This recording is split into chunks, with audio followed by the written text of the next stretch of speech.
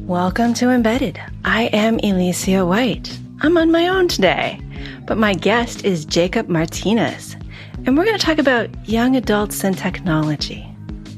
Thank you for being with me. Yeah, thanks for having me. Excited to be here. Could you tell us about yourself? Yeah, as you mentioned, my name's Jacob. Born and raised in Los Angeles, but I've moved around a lot of my life. So I've spent some years in Mexico City, San Francisco, Dallas, but settled in the Santa Cruz region because I went to UC Santa Cruz and have decided to plant my roots in Watsonville, and to be specific, and raise my family. And I've been now in Watsonville longer than anywhere in my life. And we're going to talk about the company you are CEO and founder of. Correct, DigitalNEST. Could you give us a brief overview of what that is? Yeah, so DigitalNEST is really, it's a few things. It's a space, an innovative creative space where young people ages 14 to 24 can show up Monday through Friday and get access to a safe, creative, exciting environment and get access to technology. So get laptops and get on our internet and just use the internet and use tools that they normally wouldn't be able to afford. But then we layer on training and education to get them prepared for jobs, and in particular, local jobs, because there's a lot of big companies in our region, and we want to get those companies to hire locally and hire our young people. And then secondarily, Silicon Valley. Can we get our young people hired in Silicon Valley and tap into that wealth that's just about an hour north of here? So we're a workforce development center. Our first one's in Watsonville. And then in 2017, we expanded to Salinas. Okay, now usually we do this thing called lightning round where we ask you this whole we versus us. I'm so used to having Christopher with me. But where I ask you short questions, and I want short answers. And if I'm behaving myself, I won't ask how and why. Okay. Okay, so you're ready? Yes. And when someone finds out what you do, what question do they first ask you? What is it? DigitalNEST. Yeah. Is it a tech center? Is it a computer lab? Is it a youth center? And I always got to explain it's a workforce development center. Which Sesame Street character best represents you? Oh, wow. We didn't say these questions would be easy. I would say Cookie Monster. And if I have a big sweet tooth, and so my staff always gets me chocolate and sweets to make sure I'm happy. Hacking, making, tinkering, engineering, or programming? Tinkering. Do you have a preferred way to learn new technical or difficult to learn things? For example, reading videos, trying it out without reading the docs. I'm a hands-on person. I've always just kind of jump into it and start tinkering and seeing how I can figure things out. Last one. Do you have a tip everyone should know? A tip, take the long way home. And I say that because sometimes you're stressful. You've been at work all day, you've been stressed, and you go home and you have all the challenges that are at home and all the energy that, especially if you're a parent, that comes your way because they want attention. So it's nice to take the long way home sometime and just enjoy being by yourself. Cool. So back to DigitalNEST, Workforce Development Center. Mm-hmm. Where did that phrase come from? It's a pretty common phrase in the industry. There's a lot of workforce development centers. People think like Goodwill is a workforce development center. Like the people that they employ are people they're training that need skills. And so we're a workforce development center, but really focus on the technology and high-paying career track jobs. And you do this in Watsonville, which is known to be a farming community primarily. Mm-hmm. But you said that there are local jobs available. There are. What kind of things are there? It is predominantly a farm worker community. It's 70% Latino, a lot of farm working. But there's some major corporate headquarters, some big national corporations. Driscoll's, the largest berry company in the world, is based out of Watsonville. You have Martinez, the cider company. You have West Marine, which is like boating. It's kind of like the REI for boating, but the corporate headquarters is in Watsonville. There's Granite Construction, Orion Telescopes. So there's all these big companies that are in Watsonville, but they're just not hiring our local young people into a lot of their jobs. Why not? I don't know. It's funny because when I launched this thing and I started talking to people from those companies, and they would say, "Oh, we recruit from Cal Poly or UC Davis." This is mostly the agriculture industry. They recruit from those different universities, and so why don't you hire locally? And they're like, "Oh, the skills that we're looking for, the youth don't have." So we recruit from universities and we bring people in. And so I'm not sure. I think one of the things that we've been really successful with is showing these companies that talent that exists right in their own community. And what kind of talent are we talking about? I mean, I'm an engineer. I think about programming. I think about hardware, sometimes about manufacturing. But those are hard for a high school student to get. Yeah. What kind of skills?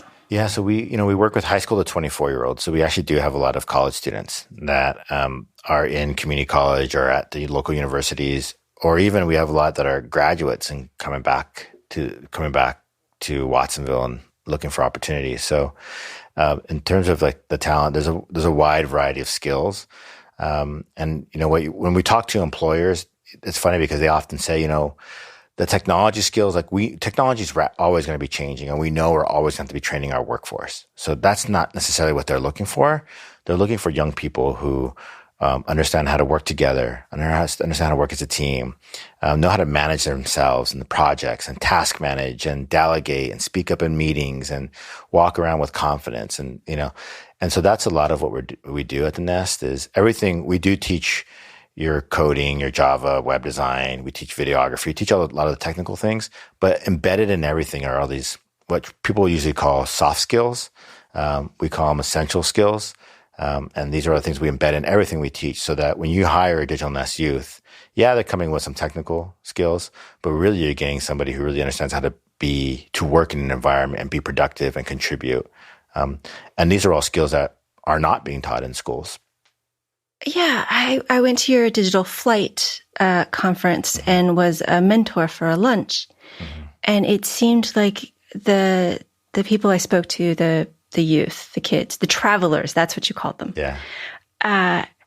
They were like from Cal State, Monterey Bay. Yeah.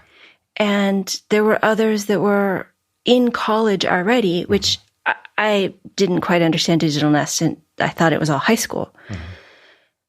How do you end up going beyond what they're getting in college, and how do you keep them engaged? Because I remember college as not being that easy. Right. So, we work with a lot of universities and the youth that go to the schools, and they're going to class every day. They're sitting there and getting listening to the lectures and gaining the knowledge and the skills, but what we're finding is that they're coming out of college and not having the social capital or the network. And a perfect example of this is I had a young woman who graduated from the University of Oklahoma, moved back to Watsonville, and she was working at the local yogurt spot, right? And then she came into DigitalNEST, and because somebody told her about us, and I was like, hey, what are you doing? What type of job do you have? She's like, oh, I work at this yogurt place, but she's got a degree in graphic design. And I said, why aren't you working in the industry? She's like, well, I don't know anybody. She's a child of farm workers. She goes off to college. Kids are told, do well in school so you could go to college. Do well in college so you could get a job. But what you're finding is that kids coming out of college and they can't find a job because they don't have the social capital or the social network to help land a job. So that's what we see a lot of college students coming to the DigitalNEST for, is that connection to professionals like yourself, because a lot of our youth are children of farm workers or children of people working labor jobs, and they don't have that network to help their children get a job. At this mentoring lunch I was at, one of the travelers at my table was very well connected in Silicon Valley.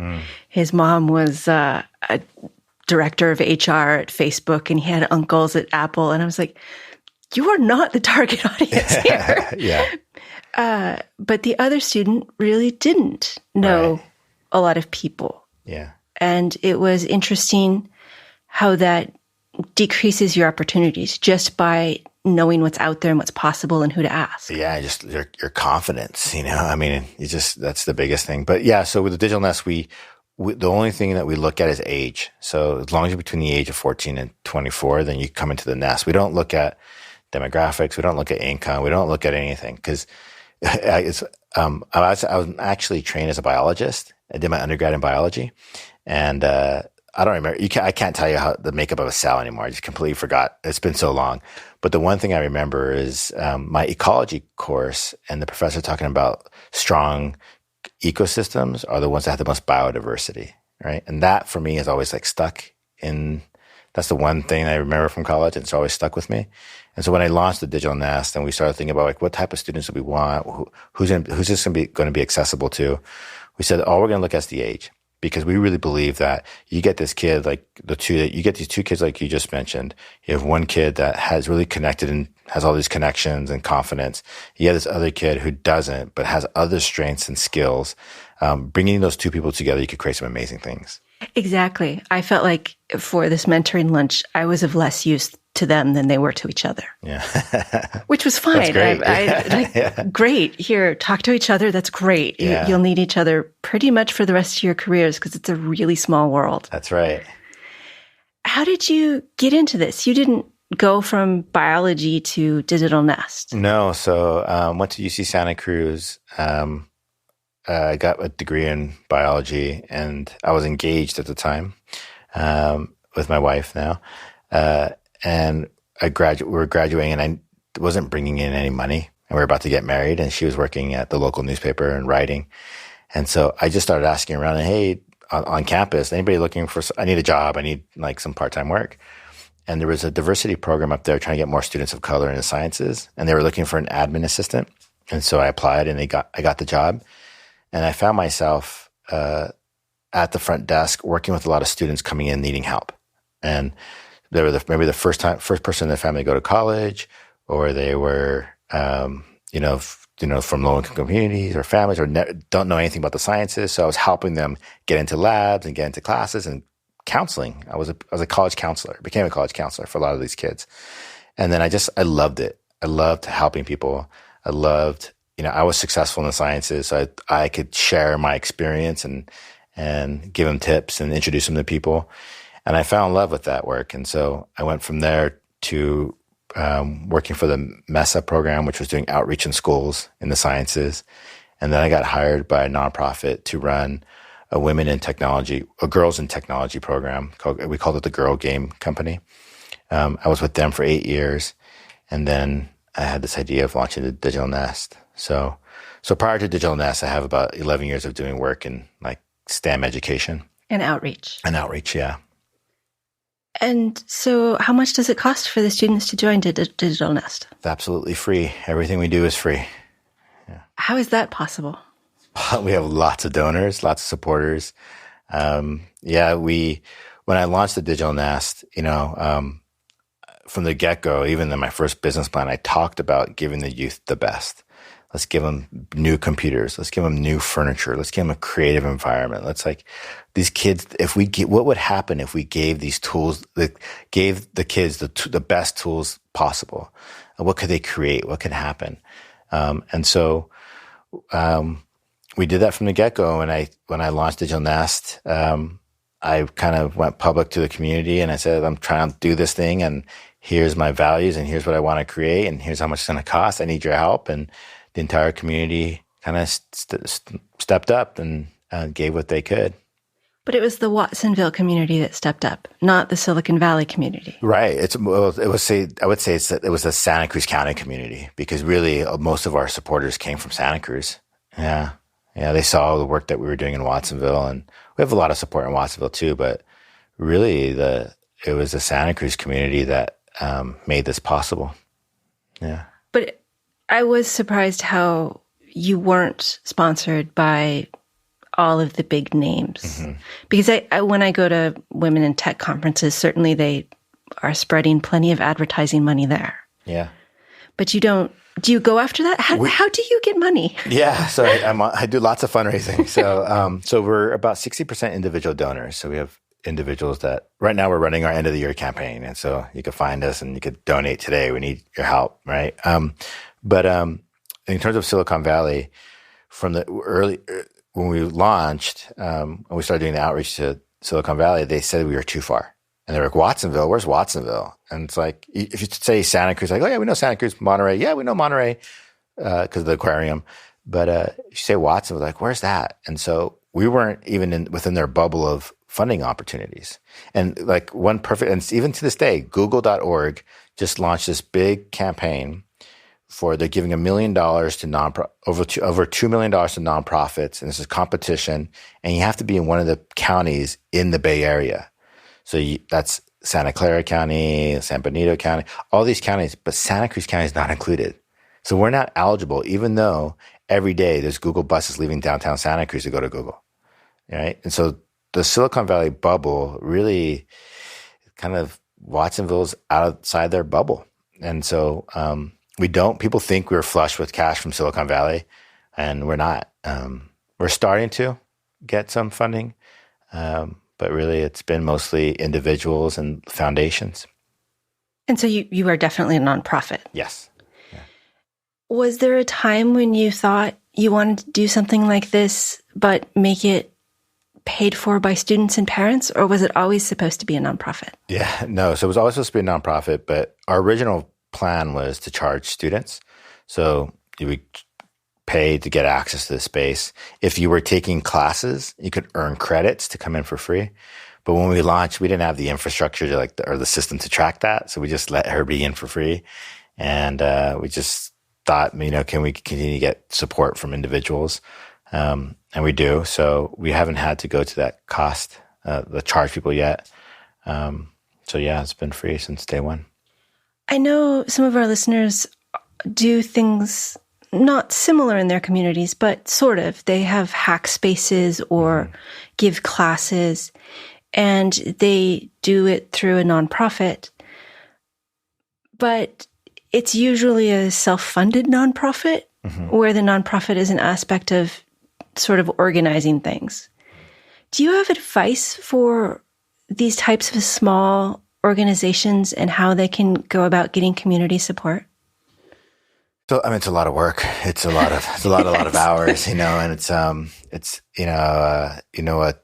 $5 donor is just as important to me as a $100,000 donor. They deserve, people give what they can. And for some people giving $5, we have a couple of youth that had given us $5, and they were so proud to give us $5. And you knew that was a stretch for them and their families.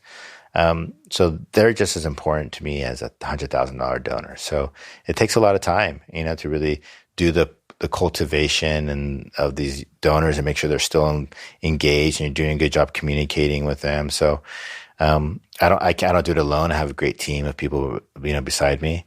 So, in terms of advice, it's be ready, because it's a lot of work. First thing you should always invest in is programs. And the second thing you should invest in is development and support to help you raise money, fundraising. So, so that's my advice is, get people to help you and kind of just get permission from your family to put in the hours, because it's a lot of hours. It's hard as an engineer, and as most of the people I know are engineers, and we tend not to ask for money well. Do you have any particular advice for finding someone who asks for money well? Yeah, so I've become that. I've learned how to ask people for money. But early on, I wasn't. I wasn't comfortable with it. Before DigitalNEST, all my work that I was doing for 8 years for this other nonprofit was all funded by the National Science Foundation. So I had big $500,000 to $1 million grants behind me. So I had to ask anybody for money. I just never did. And so when I launched this, one of my first people who I met with was Nina Simon. At the time, she was the CEO of the Museum of Art and History, the MA in Santa Cruz. And she's like, hey, have you ever asked anybody for money before? I said, no. And she said, well, why don't you come meet with me and my husband? And you could practice with us, So I went up to her house and we had a beer and I gave my pitch and she told me how it coached me. And, and ever since then, I've just been pitching and learning and getting better. And, but yeah, it's hard. It's hard to ask people for money, but, I'm not asking for money for myself. I'm asking money for the youth. And I tell all my program staff, like, my job is to get all the resources that you all need to train the youth. And so when I go into and I approach somebody and ask for money, I really reflect and think about the youth that will be impacted by this. And that makes it okay to ask for money, Yes. Asking for other people is so much easier than asking for yourself. Absolutely. Particularly other people you care so much about. Yeah. And one of the things with giving money, efficacy comes into it. How do you measure if DigitalNEST is doing its job? Our best measure is, and our biggest indicator of success is youth getting jobs. I mean, that's the end goal for us, is youth getting good paying jobs. And so, we track all of our youth that come through and land jobs. And we do a lot of questions with them around, like, what's the economic impact of you getting this better paying job? And for the youth that we've done this questioning with, we've seen an increase of $23,000 a year in their annual income. So prior to DigitalNEST, the youth coming in, especially the older ones like the college or college graduates, have a job. And when they come out of the nest, they're earning about $23,000 more. And that's significant, right? Especially in a community like Watsonville, especially in a low-income family. They're almost $23,000 actually the year's salary of a farm worker. So they're bringing in, on top of what they're already making, they're bringing in another income of of their parents, right? Another whole income. It's like they married themselves. It's like they married themselves. Exactly. Exactly. And so, like, in terms of like breaking the poverty cycle of poverty for families, and like really like shifting a family economically, like that's our goal. Okay. So how do you get them interested in coming to you? Yeah. So we've been pretty fortunate. We haven't had to do any real recruitment. So we have over 2,300 members across both sites, and we've only been around for 5 years. Well, we're celebrating 5 years this November.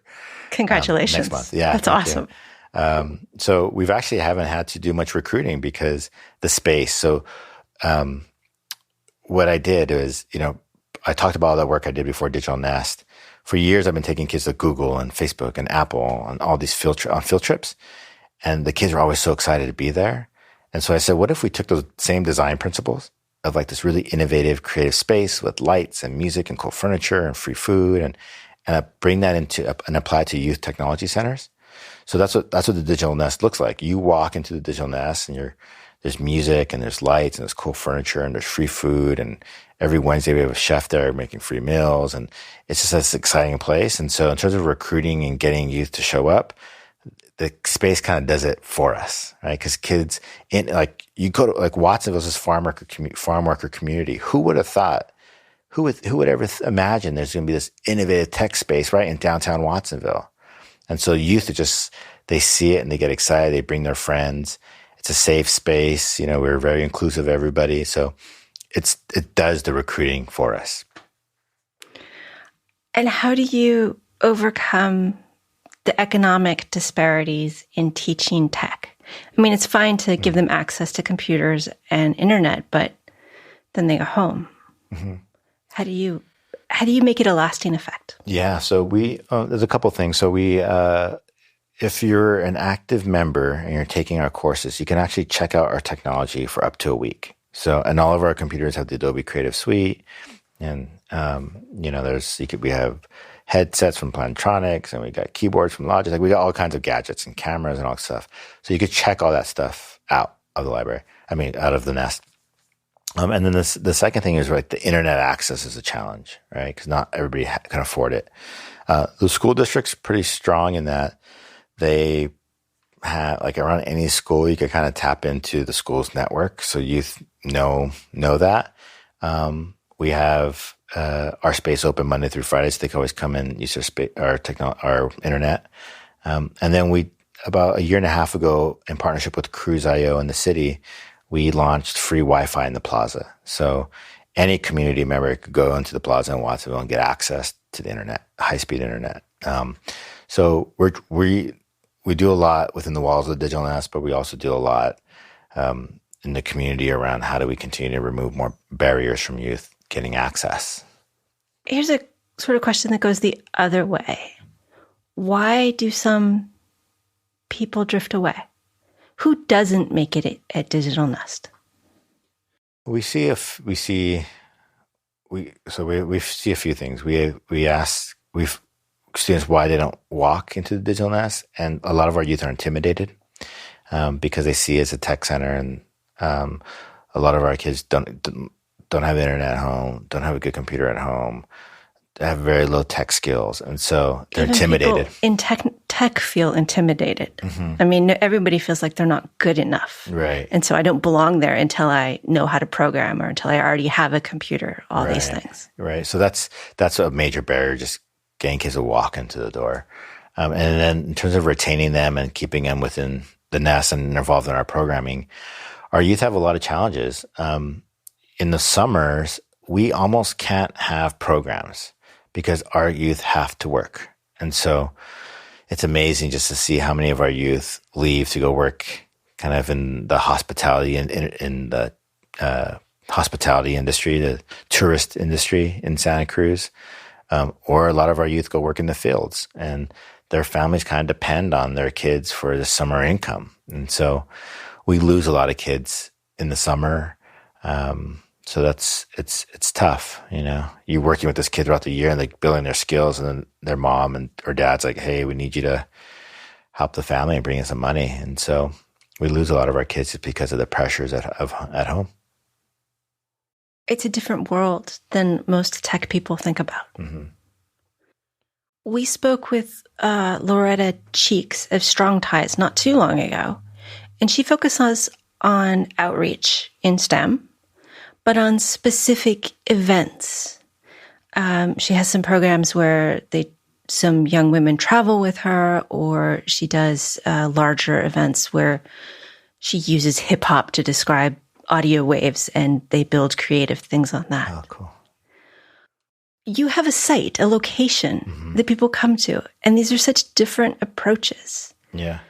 They both have value, but why is the site important to you? Yeah. So before DigitalNEST, with that other work, we were doing after school programming. And so youth outside of our program didn't have a site, didn't have a space to go to. Right. And so I was always thinking like, wow, like these kids are brilliant. They want to do more, but the school's closing. I gotta go home. The kids gotta go home. So I was always thinking about that.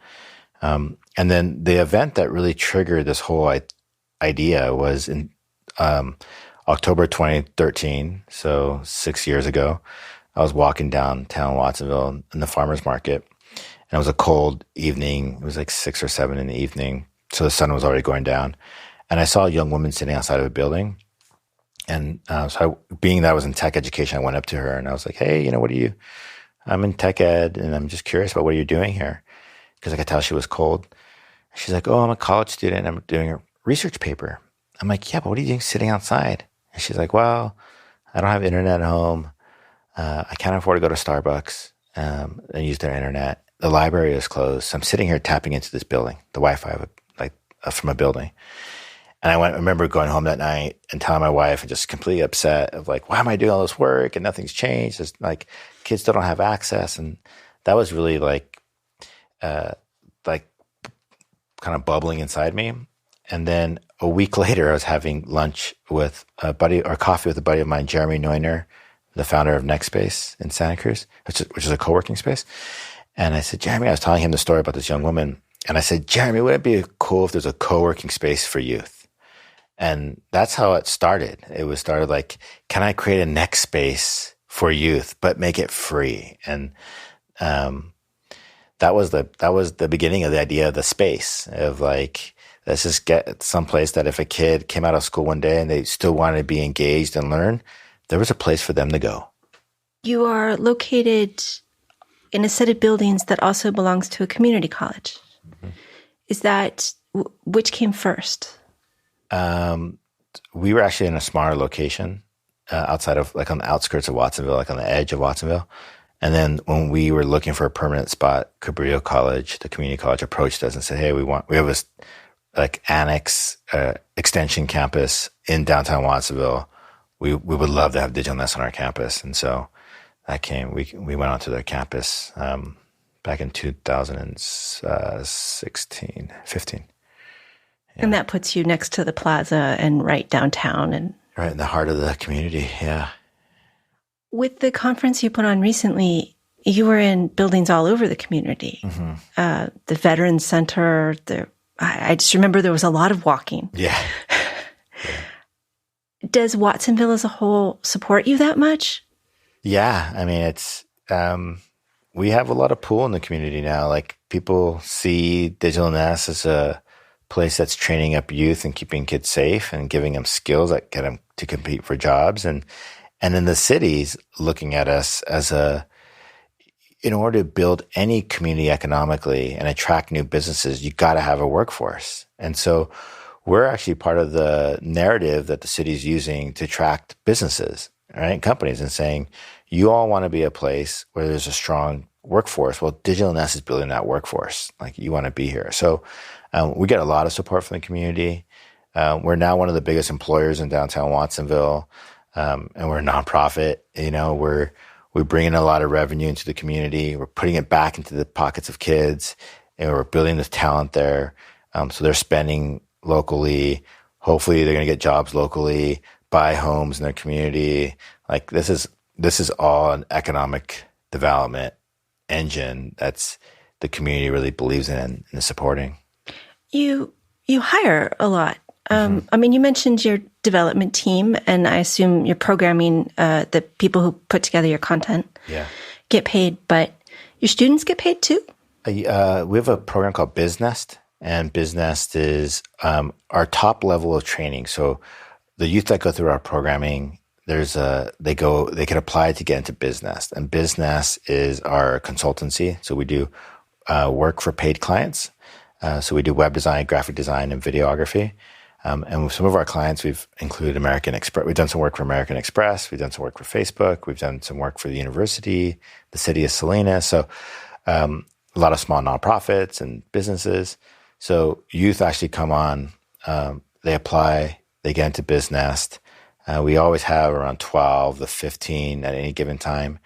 The idea is that they're working with us, get on-the-job work experience. They're building their portfolio, building their network, building their skills, and then those youth are the ones that we place into jobs.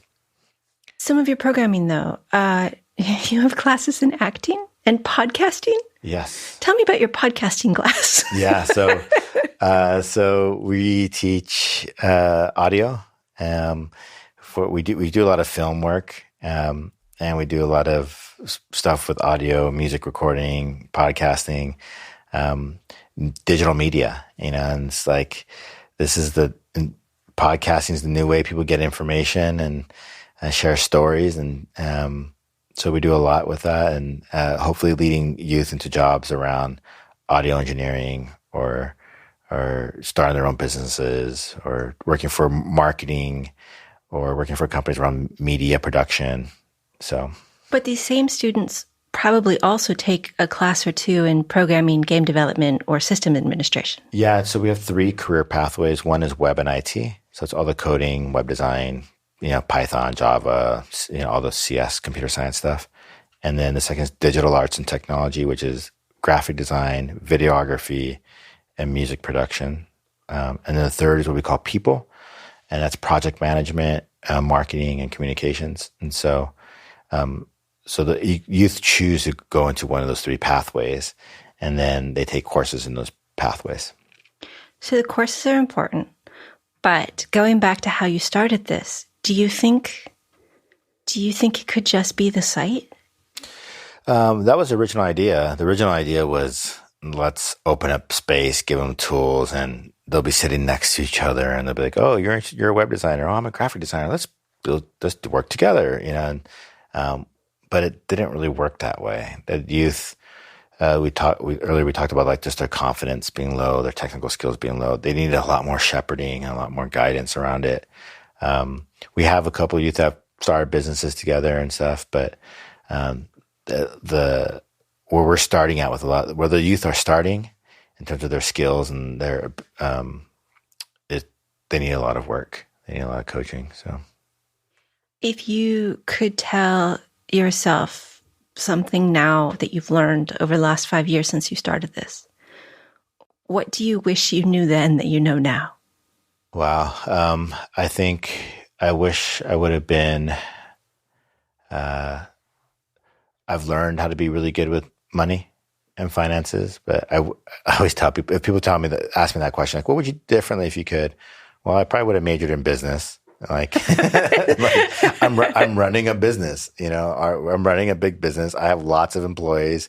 I have to deal with HR stuff. I got to deal with finances. I got to deal with insurance and all these different things, right? Like, you think like you're doing a nonprofit and it's different. Like you don't need business skills, but I'm running a big business and I have a budget and revenue and expenses and I got to manage all that. So like, I wish I would have, started, been a business major. And then I wish I would have had a co-founder, since I'm the founder, I get lots of requests to speak and go to events and podcasts. And it would be nice to say, all right, now why don't you take these and I'll split up the work a little bit. But people want to hear from the founder. So what do you think it would be like in another 5 years? Well, we're working towards that. We are working at opening up more centers in the next couple by 2021. And so this past December, we got accepted into the Draper Richards Kaplan Foundation. So Bill Draper is pretty iconic in Silicon Valley. He was the first venture capitalist in Silicon Valley. Him and Robin Richards and Robert Kaplan started a foundation where they take early ventures, social nonprofits, and take them to scale. So people have often heard of Kiva as a big one, Landit's big one in Santa Cruz County. They do housing for teachers. Vote.org. There's a bunch of nonprofits. In fact, they get about 800 applicants a year and they accept 15. So in December, we were accepted. And so we are working with them on figuring out what a scale look like for DigitalNEST. And so in 5 years, we hope to have at least 5 centers that circle Silicon Valley in communities that are 50 to 100 miles outside of Silicon Valley, and starting to put pressure on Silicon Valley to invest regionally and invest in communities that are right outside of their headquarters, and start hiring from those regions. If you hear Silicon Valley say the pipeline is broken, there's going to be a million unfilled jobs, and we can't find diversity, and we don't know where the talent is. We have to look abroad, right? No, I think you have to look outside of your bubble. And I think there's communities all around Silicon Valley that have brilliant, talented, diverse people that could be employed if you invest in them, and that and are anchored to our community, so they could stay and live in the communities that they were born and raised in. They can afford to live there and buy homes. And we could really make this region thrive by the people who are from this region. That is awesome. And I'm glad you're focusing on this region because it's a region I care about too. But this model seems like it could work in many other places. Mm-hmm. Yeah. Are people asking you, okay, how do I do this in my community? Yeah. So on Thursday, I was talking to a woman in Dallas, Fort Worth, I'm kind of advising her a little bit. She wants to do something like this in Dallas. I've been asked to go to Hawaii. I've been asked to go to Iowa. I've been asked to go, Arizona. So, I think, when I first started this, I said, we want to be in every forgotten community between Los Angeles and San Jose. And that was my vision, was Central That Valley. seemed like a huge vision then. Yeah. But then the more you think about it, like this could be in every forgotten community across this country. There are a lot of communities that don't get the investment, don't get the resources that urban centers do. And there's a lot of young people in those regions, in those communities. And the young people will leave if they don't get a way to stay. Absolutely. Yeah. So I think for now we're focusing on the Bay Area, surrounding Silicon Valley, but I think we could surround Los Angeles. I think we could surround Sacramento. I think we could surround Phoenix and Boulder and Dallas and Atlanta. I think this is a model that could replicate across this country. So when does your book come out? I don't know. In your copious free time? Yeah, when I retire. But yeah, so we're excited. I think we're seeing this model work in Watsonville and Salinas. We're going to expand it a little bit further in the Bay Area and start challenging the Silicon Valley to start hiring. And I think once we open up more centers, we're going to have real influence on them. I think they're going to be surrounded by DigitalNEST, so they're going to be forced to listen to us. This is a question that is kind of awkward, but I like to ask it with anybody who is passionate about this as you are. Why is diversity important?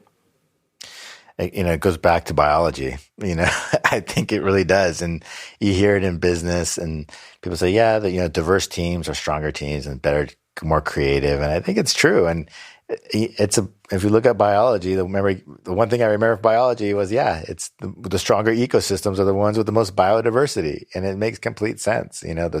The most energy producing environments are those with, in the tropics and the jungles. There's so much diversity there. And so I think we're biological, we're animals. And I think the same thing works when you're working with people in a team. Like the more creative people, the more different experiences and different perspectives you bring into one room, the more energy and the stronger the product. And so I think it exists in biology, it exists in the corporate room, it exists in communities, and it's something that makes business sense. Do you have any advice for people wanting to get involved with STEM outreach in their areas? Yeah, I would say look in communities that often don't get looked at. There's a lot of people who want to start things in Oakland, San Francisco, Dallas, Atlanta, Phoenix, Boulder, DC. Like those are urban centers. And yes, there's needs there, like absolutely. But then there's also usually a lot of programs and usually a lot of organizations doing work in those communities. So those communities get saturated a bit. I would encourage people to look in, like I say, those forgotten communities. There's plenty of communities around that don't have the resources, don't have the programs, don't have, the energy and the money going into them. And there's some brilliant young people in those communities that just need opportunity and need given a chance. If you were in high school, which classes at DigitalNEST would you take? Wow. If I would I'd probably be into the podcasting. I actually like talking. So I've actually tried a podcast. I had it going for a while.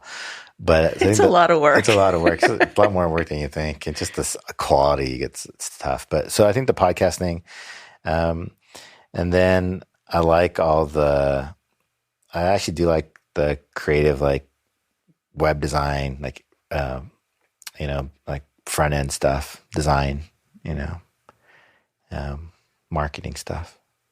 Given what you said about wishing that you knew more about business when you started, have you considered offering business classes?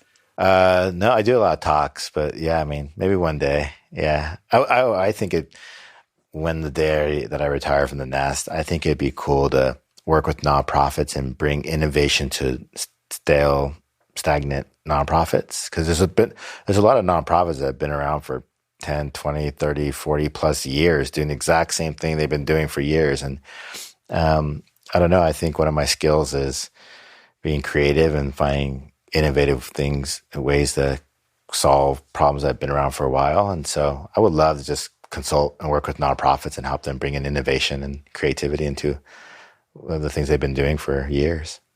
So kind of like businesses, I guess. Well, I do think you have brought some innovation and creativity into STEM outreach, which is sometimes kind of boring, but the way you're doing it really has made a difference to the community, and I think will make a difference to the wider community. Yeah. Do you have any thoughts you'd like to leave us with? Well, we need support. We're a nonprofit, and we put a lot of energy and resources into our young people, and we need more people to have our backs and help us. And so there's a lot of ways to do that. You could donate and support us, and just go to digitalnest.org to find all that. You can show up and like you did, and talk to youth and spend an afternoon with us and just engage with young people and just say, hey, I'm here. I have some experience I'm willing to share, and some things I've learned over the years and might be helpful to you. So we're always looking for mentors. We're looking for companies to open up their doors and allow us to come in and show youth what jobs look like in their industry. Because our youth, for a lot of them, have never been into a corporate office, so we're looking for that. So I think just my final thought is just we need support. We value all the people who support us. When I launched DigitalNEST, I had this vision of creating the best organization for youth, creating the best organization for boards and people to be on, like the best board, paying the best place to come work.